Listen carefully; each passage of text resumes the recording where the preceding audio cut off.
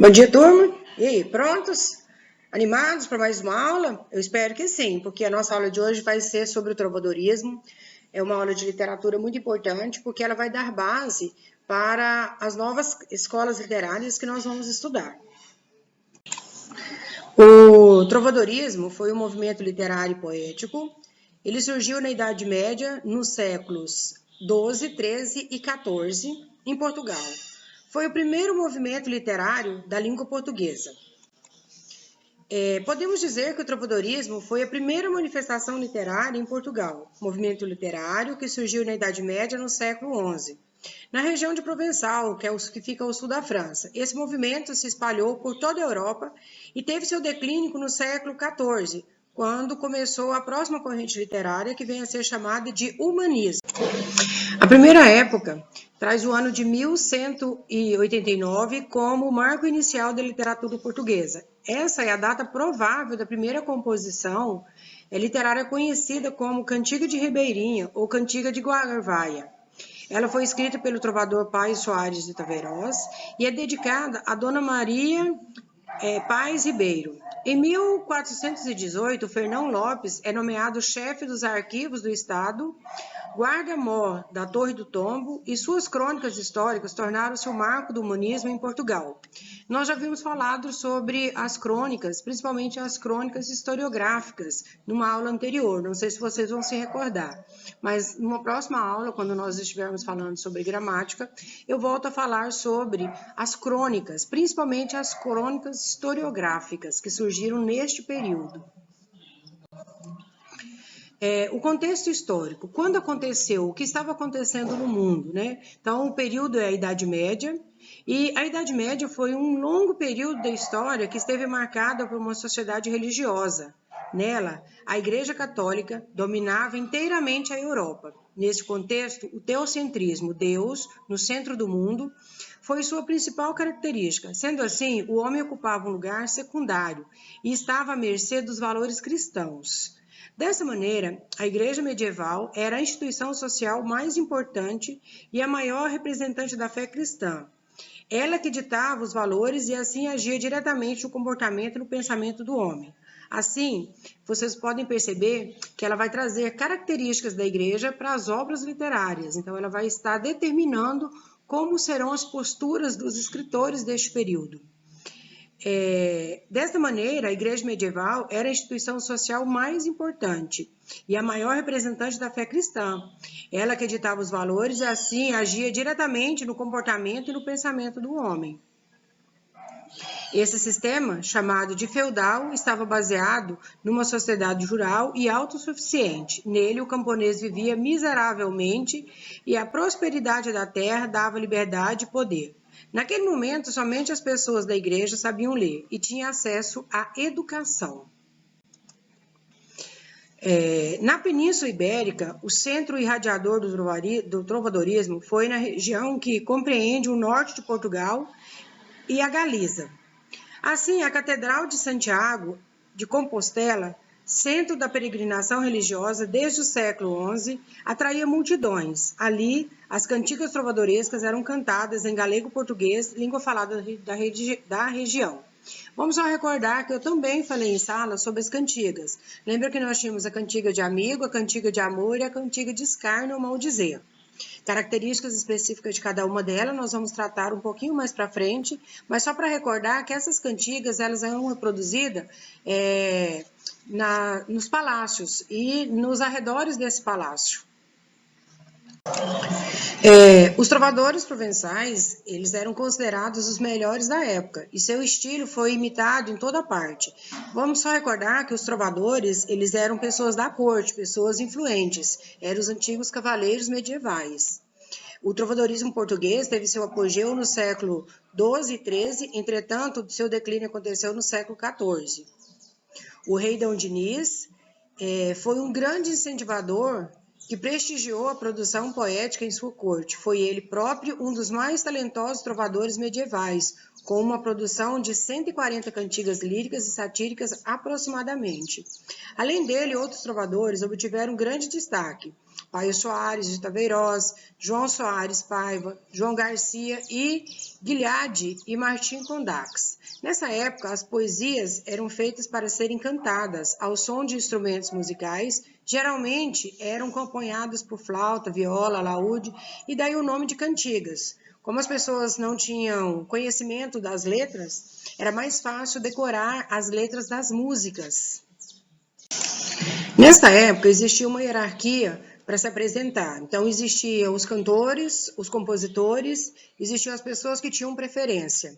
Então, o cantor dessas composições, ele era chamado de jogral, o autor era o trovador e o menestrel era o superior ao jogral. E por que ele era superior? Porque ele tinha mais instrução e habilidades artísticas, pois ele, além dele saber tocar e cantar, ele também sabia compor. Então funcionava assim, existiam os artistas da época, os trovadores, poetas cultos, compunham a letra das músicas e das canções, lembrei, eles eram os cavaleiros medievais. Depois tinha os menestréis, que os músicos, os poetas sedentários, pois viviam na casa de um fidalgo, e aí eles viviam em troca dessa hospedagem, eles cantavam e produziam. Os jograis, que eram cantores e tangedores ambulantes, geralmente de origem plebeia, eles faziam as viagens, eles viajavam em todas as cidades para fazer a apresentação das músicas.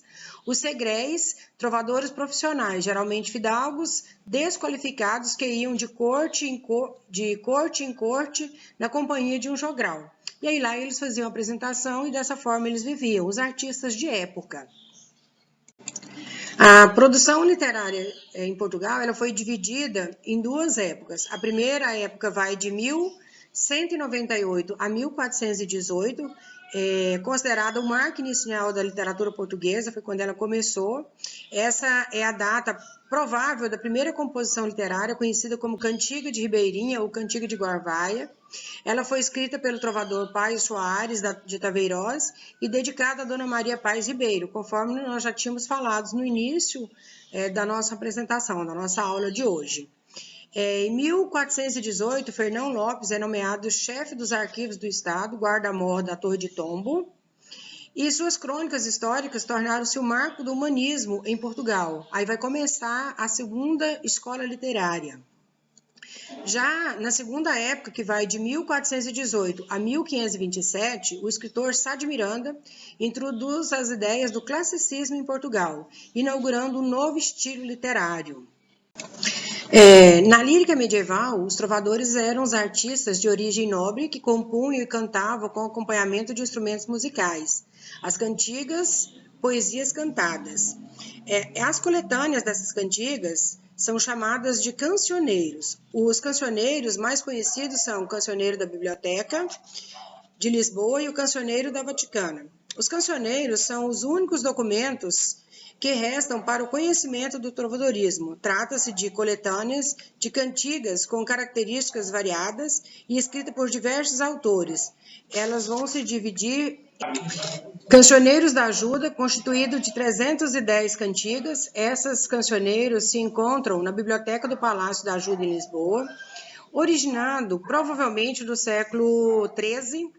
Cancioneiro da Biblioteca Nacional de Lisboa, conhecida também pelo nome de italianos que os possuíam, cancioneiros Colotti Brancuti. Esse cancioneiro, composto de 1647 cantigas, foi compelido provavelmente no século XV. E o Cancioneiro do Vaticano, originário provavelmente no século XV. Esse cancioneiro está na Biblioteca do Vaticano, composto por 1.205 cantigas. Aí fiz um pequeno esboço para vocês. Cancioneiro da Ajuda, 310 cantigas. Cancioneiro da Biblioteca Nacional, 1647 cantigas. E Cancioneiro do Vaticano, 1.205 cantigas. Poesia trovadoresca. Principais características. Tradição oral e coletiva. Língua galego-portuguesa, que era a língua falada na época. Poesia cantada e acompanhada por instrumentos musicais, colecionada em cancioneiras, que são as principais obras escritas e guardadas até hoje. O corpo artístico era o trovador, autor, nobre ou profissional, como nós já dissemos anteriormente, o segregal, o jogral e o menestrel. As características da poesia trovadoresca. As características mais marcantes do trovadorismo são a relação entre a poesia e a música, gênero lírico e satírico, veneração ao ser amado, retratação da amizade, crítica ao contexto político e social, trocadilhos e termos ambíguos, retratação do modo de vida da aristocracia feudal. Relação entre a poesia e a música. No trovadorismo, a poesia e música estão ligadas intimamente. Os poemas e os versos citados eram sempre acompanhados de instrumentos musicais como viola, lira, flauta e harpa. Por esse motivo, foram chamadas de cantigas trovadorescas. As coletâneas das cantigas do período do trovadorismo são chamadas de cancioneiras. Os cancioneiros mais conhecidos são o cancioneiro da Biblioteca de Lisboa e o cancioneiro do Vaticano. Nossa próxima parada são os gêneros lírico e satírico. Um grande beijo no coração de cada um. Fico aguardando os exercícios no e-mail. Até a próxima!